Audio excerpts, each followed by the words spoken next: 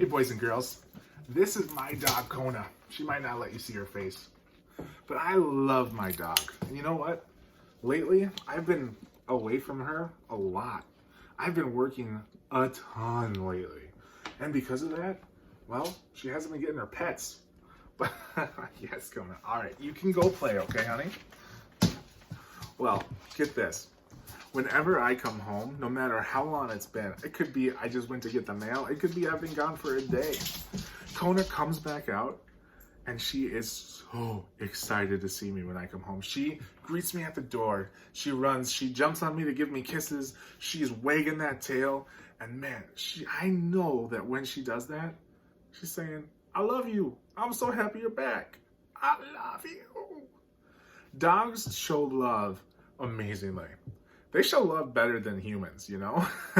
And here's the thing. They show love, I think, like God shows love. I'm not calling God a dog, but I am saying that their love is unconditional, just like God's.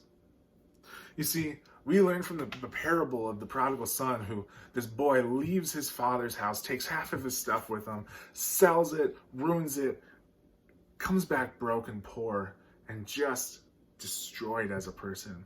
And the father welcomes him in with open arms and throws him a party and says, my son who was dead is now alive again. Rejoice with me. That's the love of God.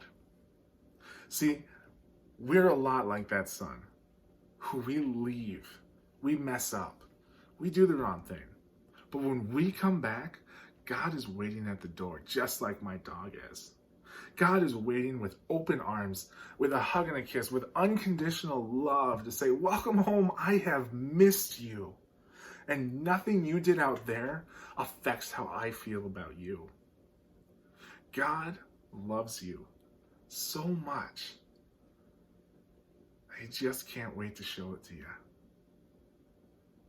He showed it to us in amazing ways, and he's going to keep showing it to us in amazing ways. So next time you see a dog, I want you to think, man, that dog probably loves its owner. And you know what?